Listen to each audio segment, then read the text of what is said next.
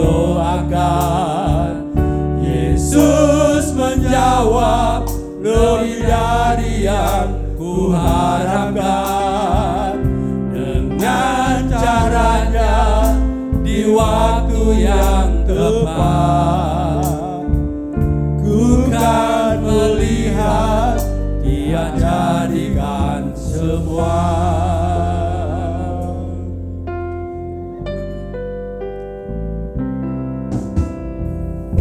Tak selalu Tuhan menjawab doa, yang terbaik di waktu yang tepat. Izinkanlah Tuhan turut bekerja, yang mustahil menjadi mungkin oleh karena percaya. Yesus mendengar lebih dari yang ku doakan. Yesus menjawab lebih dari yang ku harapkan. Dengan caranya di waktu yang tepat, ku kan melihat Dia jadikan semua. Yesus mendengar lebih dari yang ku doakan. Yesus menjawab lebih dari yang ku harapkan. Dengan caranya di waktu yang tepat, ku kan melihat Dia jadikan semua.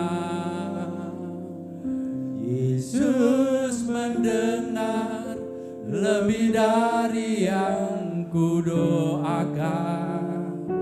Yesus menjawab lebih dari yang ku harapkan.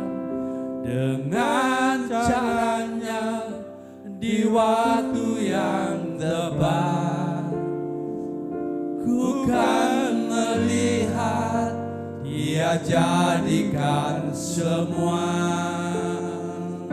Ku kan melihat Dia jadikan semua. Sekali lagi katakan, ku kan melihat Dia jadikan semua.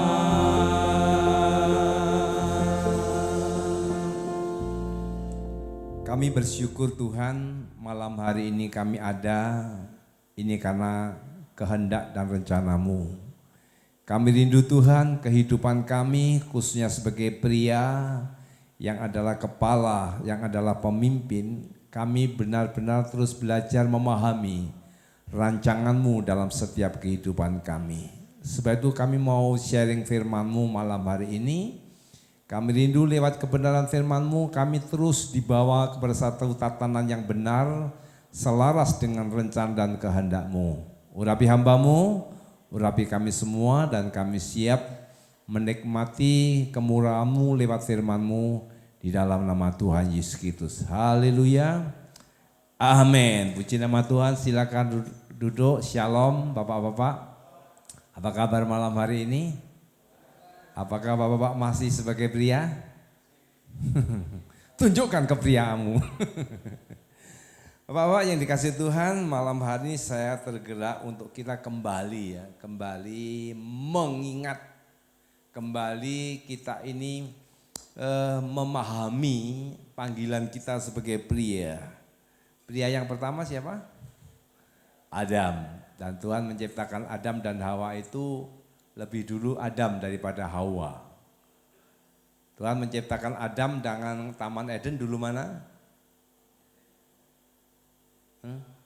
Taman Eden ya, Taman Eden baru Adam.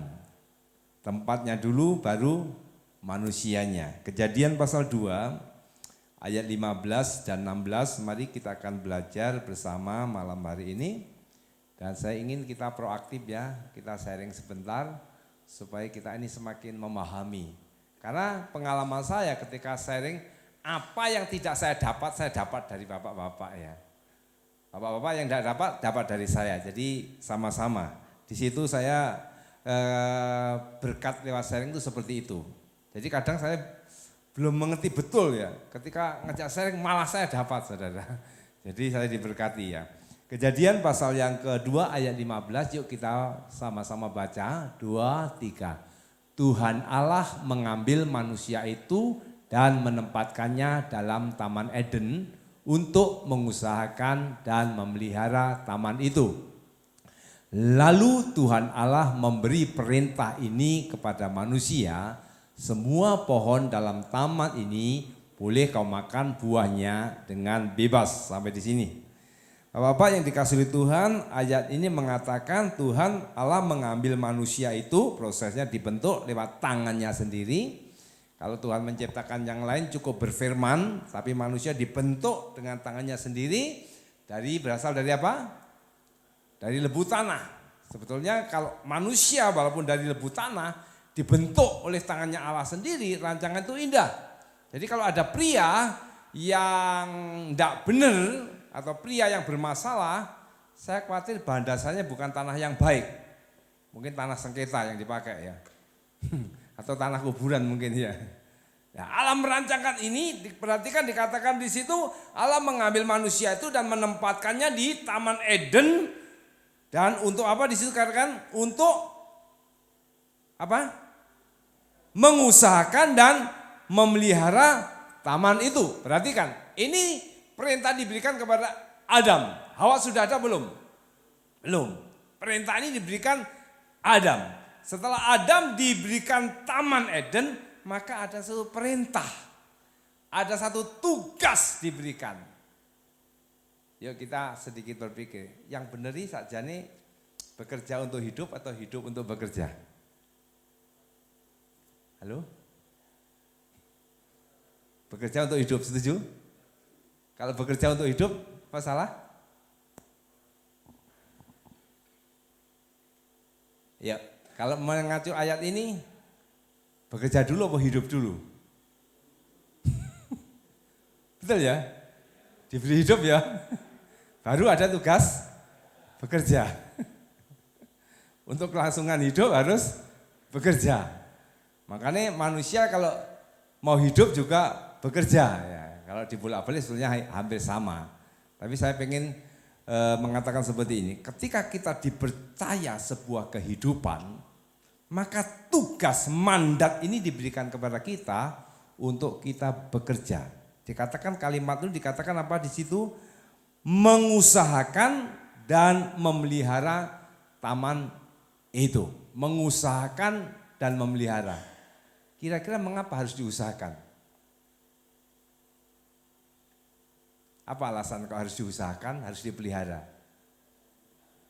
Supaya menghasilkan, supaya lebih lagi, supaya lebih baik ya, supaya tidak rusak dan seterusnya. Begitu ya? Setuju ya? Tidak ada katakan dipelihara kemudian malah tidak benar. Ya, tugasnya supaya taman itu terpelihara dengan baik, mengusahakan.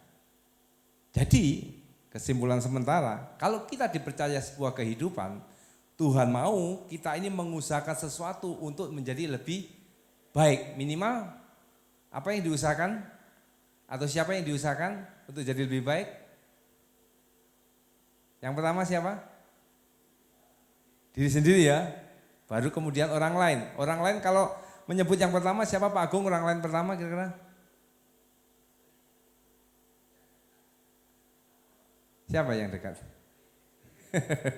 Istri dulu apa anak dulu Pak? Istri dulu. Saya kaget juga, siapa yang utama? Bukan istri, bukan anak, tapi mertua dulu loh. Istri dulu, baru anak. Makanya kita coba dibiasakan menyebut istri dan anak. Tapi seringkali mulut ini berkata apa? Anak dan istri. Ini konsepnya Nuh kan seperti itu ya. Tuhan berfirman, Nuh, masuklah ke dalam bahtera, Nuh, istri bersama istri dan anak-anakmu.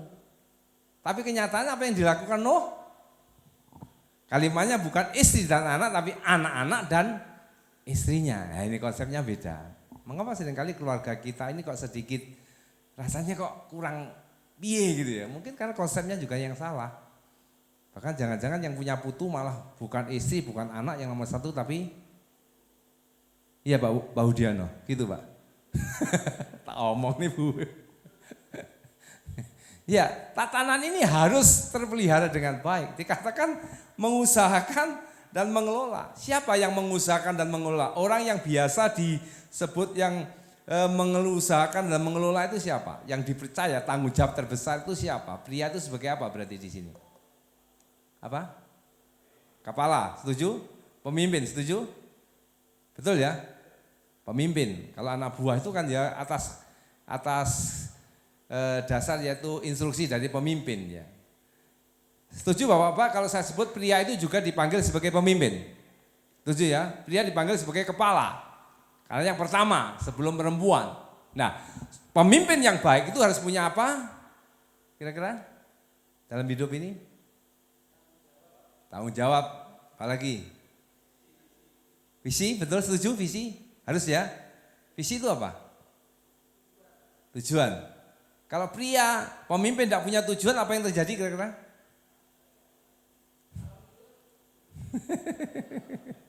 Ngalur tidur, kesandung, karu-karuan ya. Oke, saya mengerucut soal visi, pemimpin. Pemimpin, kita adalah pemimpin. Katakan, saya adalah pemimpin. Lebih kencang lagi, saya adalah pemimpin. Saya harus punya visi. Ya.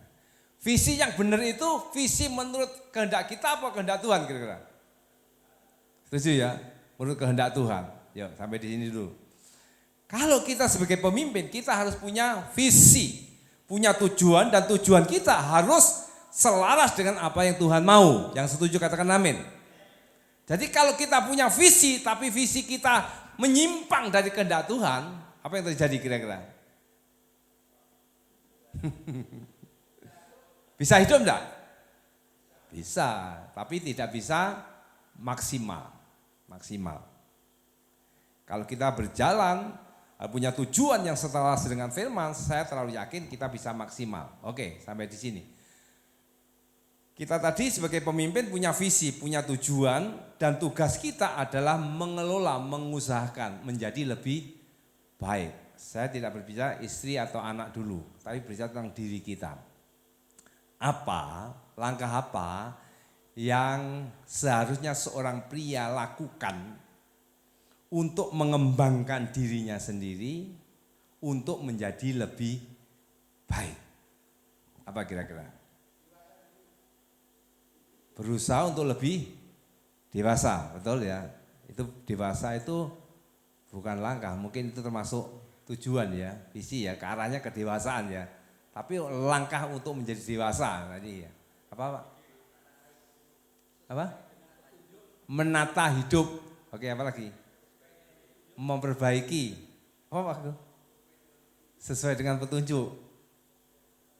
Sesuai aturan Tuhan. Apa lagi?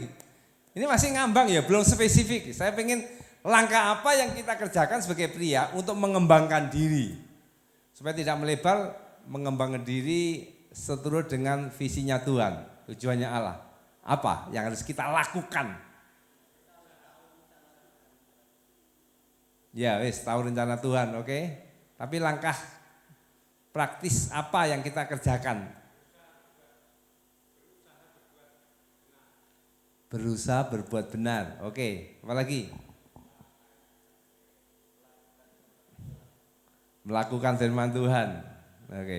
Berbuat, apa tadi Pak? Berbuat benar, melakukan firman Tuhan. Nah, langkahnya gimana itu untuk berbuat lebih benar itu, melakukan firman Tuhan itu? Mempunyai komitmen. Langkah praktis apa? Misalnya gini loh, aku pengen jenang Daud ya. Langkah kita apa? Pergi menuju bakul jenang. Nah, seperti itu yang saya maksud ya. Jangan ngambang, langsung aja supaya mengembangkan diri. Supaya kita hidup jadi benar tadi, seturut dengan firman Tuhan tadi, apa yang kita kerjakan? Lah ya, melangkah apa? Apa? Langkahnya bagaimana? Bekerja. Bergeser. Ini masih bagi saya masih agak ngambang, belum itu tadi loh, pergi tuku dawet ya, jelas ya. Bertindak apa? Ayo. Ya ini pria kadang-kadang ini kan masih mulek. Yes. Tekun berdoa, setuju? Bisa enggak tekun berdoa itu membuat kita ini lebih baik? Setuju enggak? Bisa ya? Tekun berdoa. Ya, terserah itu awal atau akhir. Yang jelas tekun berdoa itu membuat pria itu akhirnya belajar terus bergerak menuju sesuai dengan visinya Tuhan. Kalau diruntut lagi tergantung bagaimana doanya ya. Doanya bagaimana itu nanti urusan belakang lagi. Tekun berdoa. Pertanyaannya, sudahkah Bapak-bapak tekun berdoa? Sudah, oke. Apalagi selain tekun berdoa? Apa? Belajar firman Tuhan, baca Alkitab ya. Dengan baca Alkitab, kita ini akan terus belajar memahami, mengerti. Ya, belajar Alkitab. Nah, pertanyaan sekali lagi, sudahkah Bapak-bapak belajar Alkitab? Sudah, kapan? Hari Minggu, oke. Oke, berdoa, belajar Alkitab, apa lagi? Mendengarkan apa Pak? Mendengarkan firman. Oke, mendengarkan firman. Untuk mendengarkan firman harus kemana ini? Oh, lewat YouTube. Lewat YouTube dan cari khotbah yang sesuai dengan hatiku. Sekarang khotbah di YouTube itu ada spesialisnya loh. Spesialis berkat pendeta ini, spesialis dosa pendeta ini, spesialis pengajaran pendeta ini, tinggal kita milih ya. Nah, yang seturut dengan pengembangan kita, oke, mendengarkan firman, apalagi? Doa, baca firman, mendengarkan yang mirip dengan belajar firman tadi, apalagi? Praktek melakukan firman, ya, dengan melakukan kita belajar, mengetahui firman. Apalagi? Yuk, nggak apa-apa, saya yang tidak dapat, nanti dapat dari bapak-bapak. Apa? Dampak itu buah apa yang kita kerjakan. Sekarang untuk supaya kita maksimal ini, apa yang kita lakukan untuk memaksimalkan diri tadi. Mau diajar, setuju apa Pak? Mau diajar. Apa alasannya supaya mau diajar? Untuk mau diajar itu syaratnya gimana? Nurut, harus taat, termasuk rajin belajar. Ya, seperti murid ya, harus mau diajar, suka belajar supaya tidak kurang ajar. Banyak pria yang masih kurang ajar, kenapa tidak mau belajar ya? Oke, ada lagi pengembangan pribadi kita. Apa kira-kira? Menggali potensi. Yes, setuju Bapak? Setuju enggak bahwa masing-masing orang itu kita punya potensi? Ada enggak manusia yang tidak punya potensi? Tidak ada. Sebetulnya manusia itu tidak ada yang bodoh ya. Cuma enggak mau menggali aja potensinya. Nah, ketika kita menggali potensi kita dan menemukan potensi kita, apa yang kita lakukan? Kita kembangkan. Nah, di sini kita akan memaksimalkan kita, karena ini mandat. Jadi bekerja, mengelola dan mengusahakan tadi adalah mandat Allah, setuju? Perintah ini. Jadi kalau kita tidak melakukan perintah Allah ini apa yang terjadi? Termasuk manusia yang benar apa enggak ini? Manusia yang tidak sesuai dengan rancangan Allah. Saya tertarik 5, 2, 1, apa maksudnya? 5 talenta, 2 talenta, 1 talenta. Yang 5 talenta, 2 talenta, mengapa dikatakan kamu baik dan setia? Tapi yang 1 talenta dikatakan apa? Jahat. Jadi saya menganggap begini, ketika kita diberi potensi, diberi mandat, kemudian kita tidak mengembangkan. Bukan kita ini tidak bersalah loh, tapi kita apa?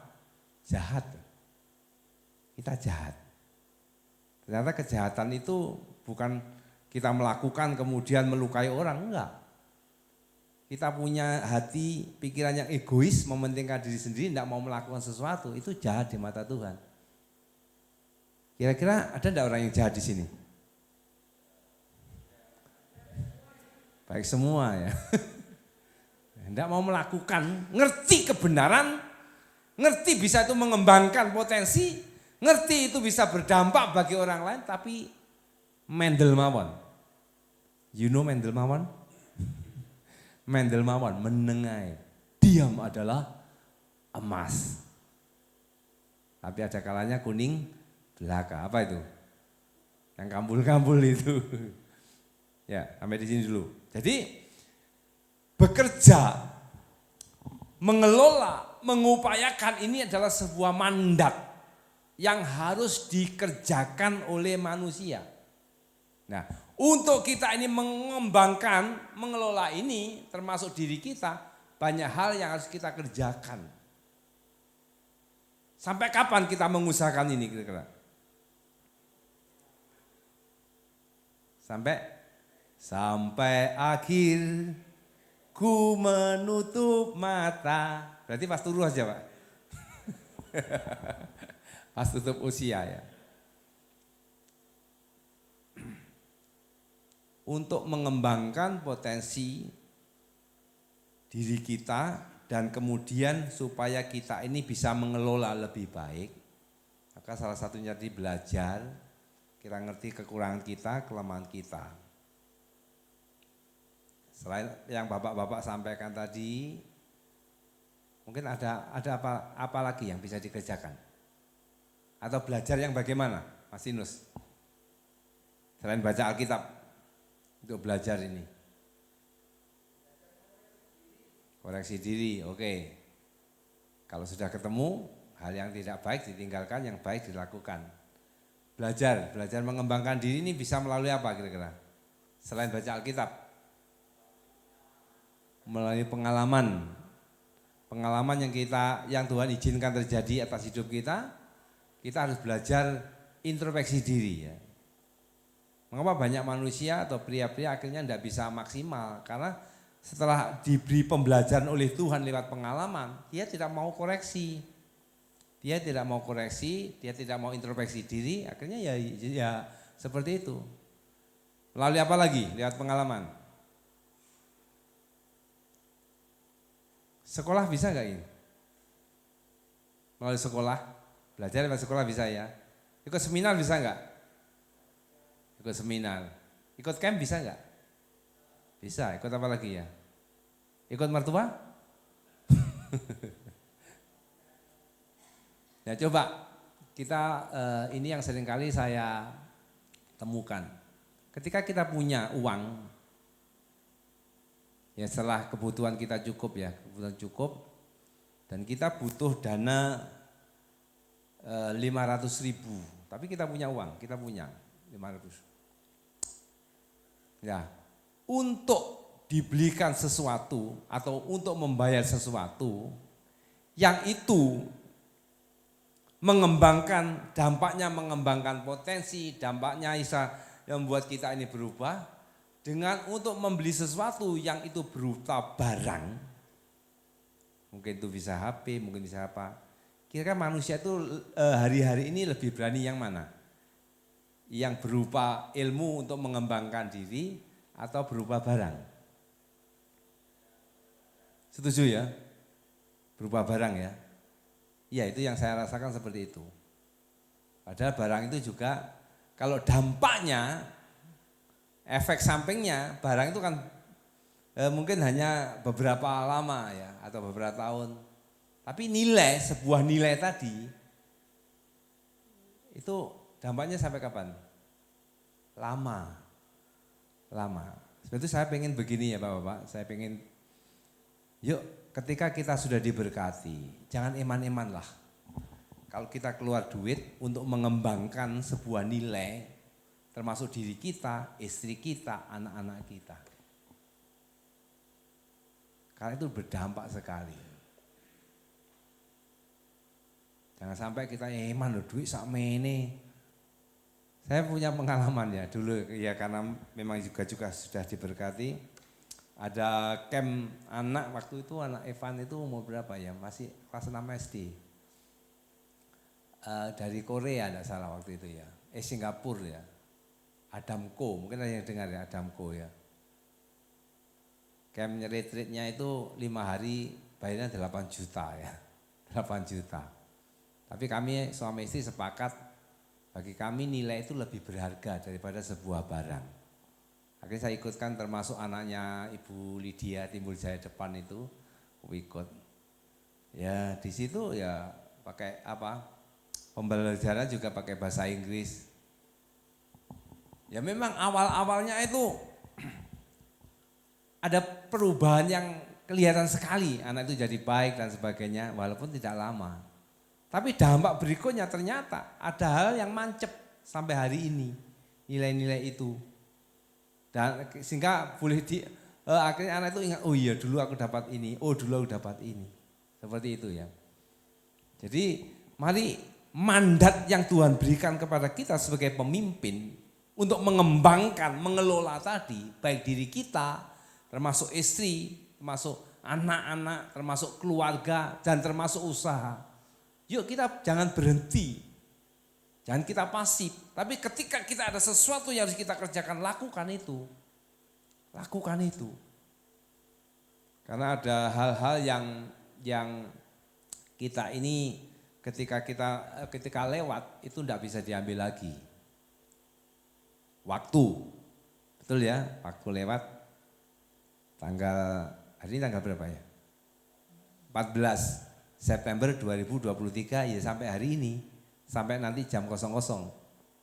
Berikutnya enggak ada lagi ya, tanggal 14 September 2023. Apalagi kesempatan. Apalagi perkataan juga ketika sudah keluar ya, bisa kita berkata lagi, tapi ketika ada kesempatan kita berkata-kata, kalau perkataan kita ini tidak bisa dipertanggungjawabkan, sulit untuk ditarik, apalagi kalau sampai melukai orang, apalagi sampai yaitu membuat orang itu kecewa dan lain sebagainya. Oke, malam hari ini saya pengen begini, mari kita menyadari posisi kita. Pria itu dipanggil lebih dulu dari wanita, setuju ya? Nah, perhatikan, tadi saya katakan pria itu posisi atau apa ya, posisi kita sebagai pemimpin, sebagai kepala, ini bukan kehendak kita, ini kehendak Tuhan, amin. Jadi Tuhan yang menghendaki, dan ketika Tuhan menghendaki posisi itu diberikan kepada kita, Tuhan mau kita mengambil mandat itu dan mengerjakannya, mengusahakannya. Dan ketika kita ini meresponi, maka dia juga tidak tinggal diam kok. Dia akan bekerja sama dengan kita. Nah, perhatikan berikutnya. Ketika manusia itu diciptakan, yaitu Adam, dan diberi mandat, Adam mengusahakannya. Ayat selanjutnya coba, ayat 16 coba, 16. Lalu Tuhan Allah memberi perintah ini kepada manusia, semua pohon dalam taman ini boleh kau makan buahnya dengan bebas. Lanjut. 17, tetapi pohon pengetahuan tentang yang baik dan yang jahat itu janganlah kau makan buahnya, sebab pada hari engkau memakannya pastilah engkau mati. 18, Tuhan Allah berfirman, tidak baik kalau manusia itu seorang diri saja, aku akan menjadikan penolong baginya yang sepadan dengan dia. Setelah pria diciptakan, kemudian tanggung jawab diberikan, maka Tuhan berkata tidak baik manusia seorang diri, maka diciptakanlah perempuan untuk apa? Untuk menjadi penolong. Ya kalau seperti ini, ketika ada penolong, berarti tanggung jawabnya itu tetap ada pria atau berpindah kepada wanita, apa dua-duanya yang bertanggung jawab? Tetap ada pria. Wanita tidak perlu tanggung jawab. Hanya penolong, berarti tidak bertanggung jawab ya. Setuju dengan jawaban Pak Gus?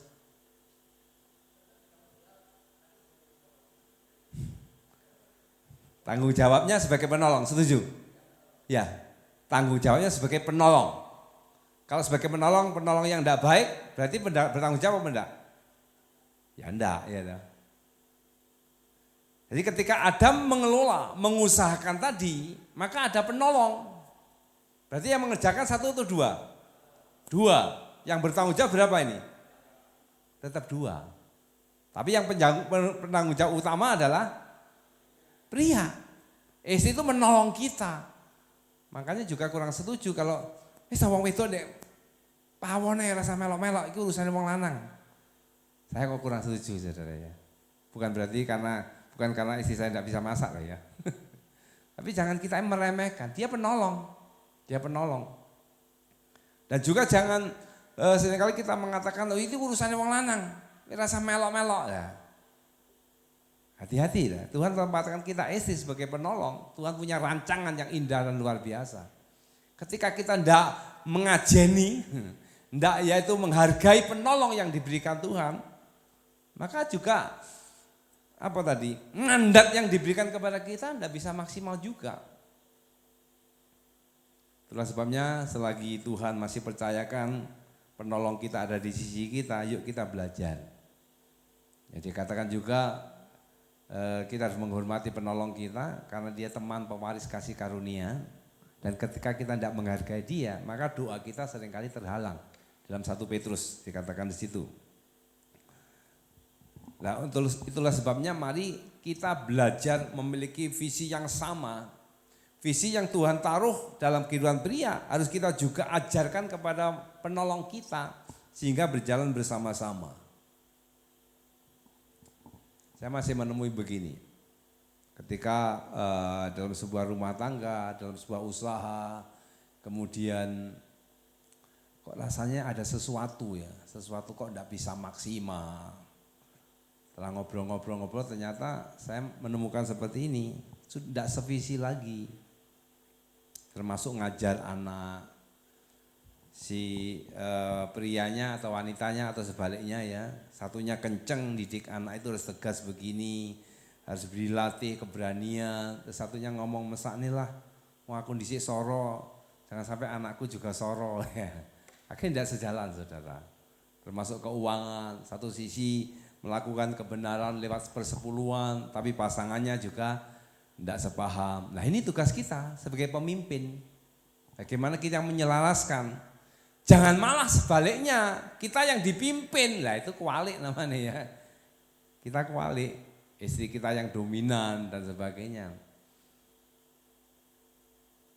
Apa dampaknya ketika yang memimpin itu istri, bukan suami? Dampak di keluarga. Dampak di anak-anak, apa yang terjadi?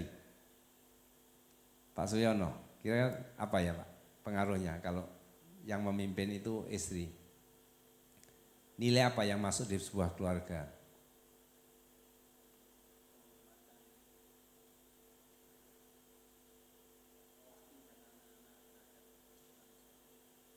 Penghormatan kepada suami berkurang, nilai yang masuk seperti itu, termasuk anak-anak, kalau itu anak laki, nilai apa yang masuk di situ? Pak Bukuh mau ngomong gak apa-apa. Akhirnya anak laki itu nangkapnya gimana?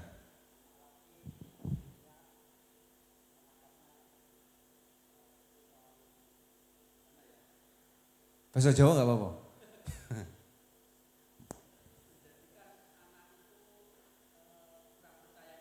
Yes, setuju? Dan menganggap pengambil keputusan adalah perempuan. Kalau menikah mungkinkah itu akan terjadi juga? Bisa. Kalau dampak bagi anak wanita? Bisa. Dia akan otoriter, dia akan juga kembali memimpin karena dia punya contoh. Hari ini istri saya lagi melayani konseling seorang pemudi, dia bukan dari gereja ini. Teman saya ini WA, Pak Edi saya mau konseling. Saya tanya, cewek apa cowok? Cewek. Oke, kalau cewek saya ini ada nomor HP istri saya. Akhirnya singkat cerita dia sharing sampai video call. Dia ini seorang pemudi di semester akhir sebuah kuliah dan dia kuliah di jurusan psikologi. Tapi dia tidak melihat figur bapak di rumahnya. Bapaknya tidak bisa jadi panutan. Bahkan orang-orang di rumah itu tidak bisa menjadi teladan. Bahkan sampai dia itu malas ke gereja. Dan suatu saat kemudian menemukan sosok pria yang dianggap inilah yang mengganti bapaknya, yaitu dosennya. Nah, singkat cerita chattingan bla bla bla bla bla. Kemudian akhirnya dosennya itu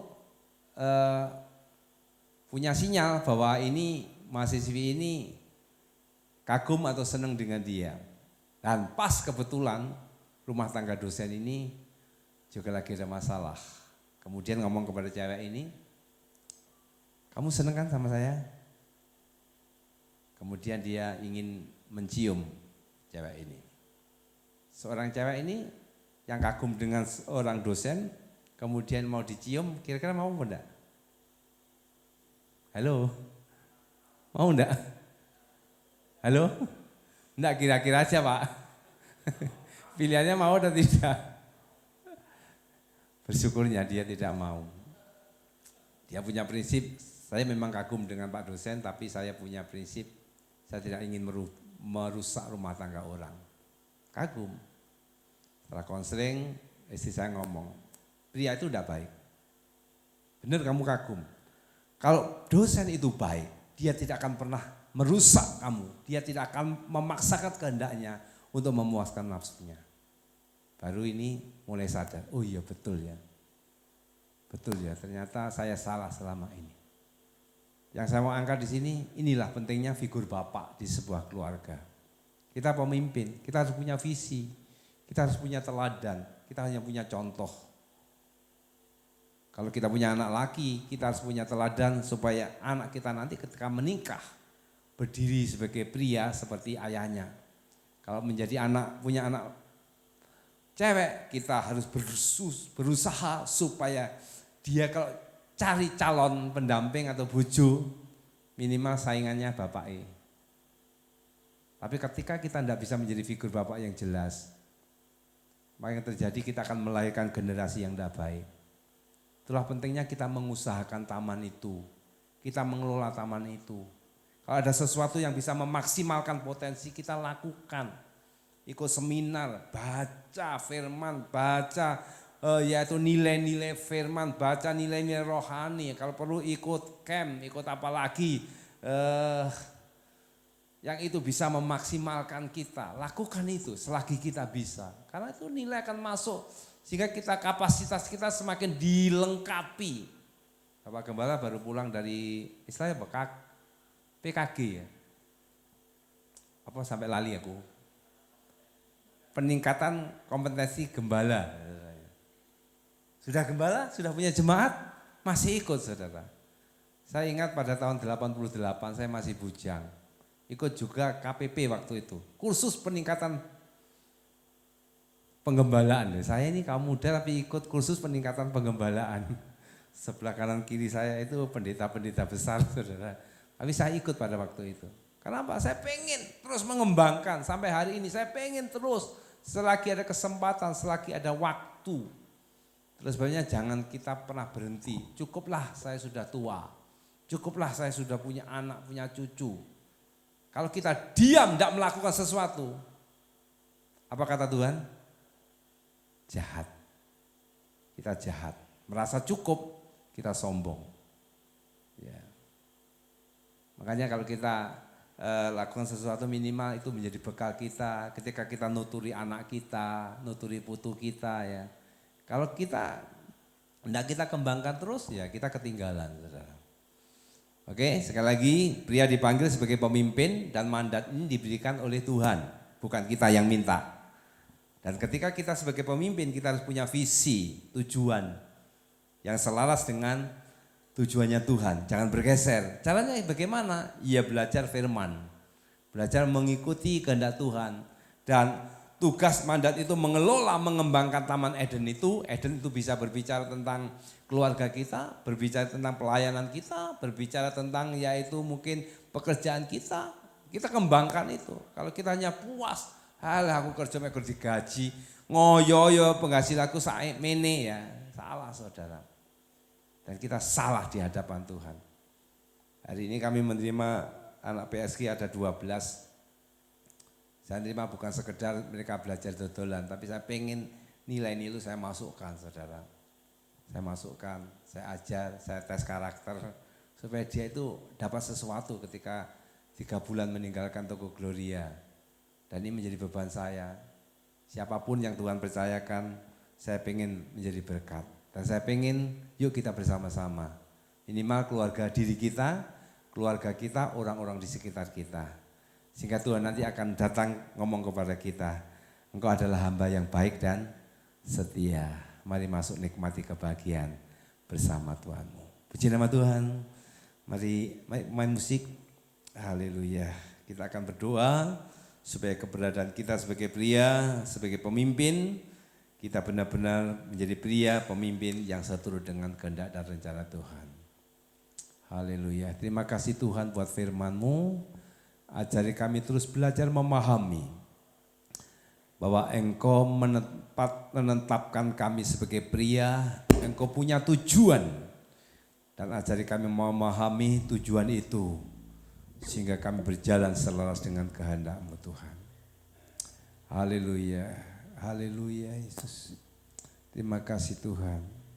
Kita nyanyikan satu pujian yang lama, Ku mau hidup seturut kehendak-Mu. Dan sementara pujian dilantunkan, mari kita bawa hati ini untuk kami belajar hidup menurut kehendak dan rencanakan Allah-Mu. Ku mau hidup seturut kehendak Tuhan. Ku mau memberi semua yang Ku dapat berikan. Ku mau hidup Dia lebih dari semua. Ku tak dapat membalas kasih-Nya. Mari kita sama-sama berdiri. Mari bisa bantu singen Mas Juliano. Turut kehendak Tuhan, Ku mau memberi semua yang Ku dapat berikan. Ku mau cinta yang lebih dari semua. Ku tak dapat membalas kasih-Nya. Bapak-bapak, tanggung jawab itu diberikan kepada kita. Dan Tuhan mau kita menyelesaikan tanggung jawab itu. Karena itu panggilan kita sebagai pria yang harus punya tujuan yang selaras dengan firman-Nya. Ku mau hidup seturut kehendak Tuhan. Ku mau memberi semua yang Ku dapat berikan. Ku mau hidup Dia lebih dari semua.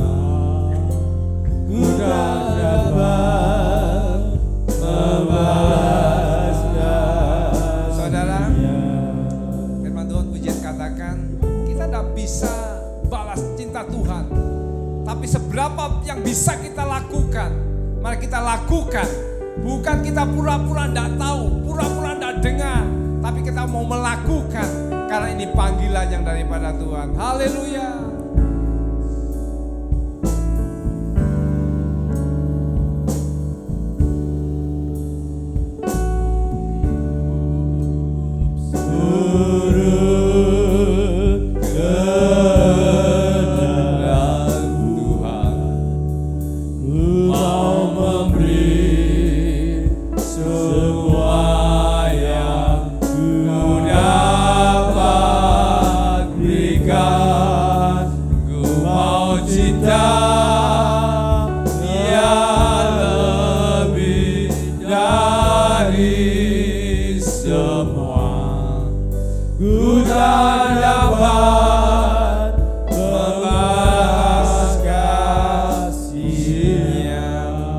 Tuhan Yesus, ampuni kami, mungkin selama ini kami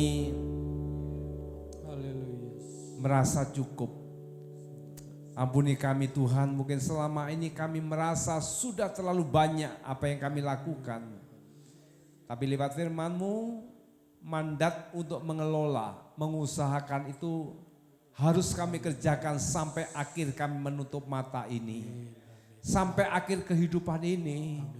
Sebab itu Tuhan, beri kami kesanggupan, keberanian, memiliki komitmen yang selalu baru untuk kami mengelola Eden itu, mengelola hati pikiran kami, mengelola potensi kami, mengelola keluarga kami, pekerjaan kami, termasuk pelayanan pekerjaan Tuhan yang Kau percayakan dalam hidup kami. Tuhan, kami butuh Roh Kudus yang terus menopang, memampukan kami. Sehingga keberadaan kami berkenan dan menyenangkan hati Engkau. Tuhan pakai Pak Haji bersama kawan-kawan dalam mengkoordinir PELPREP ini. Supaya PELPREP ini terus bertumbuh menjadi pria-pria yang luar biasa. Nama Tuhan yang dipermuliakan. Kalau sebentar kami akan pulang, Kau juga lindungi sertai kami. Mari Bapak-Bapak angkat kedua tanganmu. Kita akan akhiri perhimpunan ini. Pulang dan terimalah berkat yang daripada Allah Bapa, cinta kasih sayang daripada Tuhan Yesus, persekutuan penghiburan dari Roh Kudus, boleh tinggal menyertai kita semua mulai malam hari ini. Sampai Maranatha, Tuhan datang pada kali kedua. Kita akan pulang terima berkat dalam nama Tuhan Yesus Kristus. Haleluya. Amin. Selamat malam.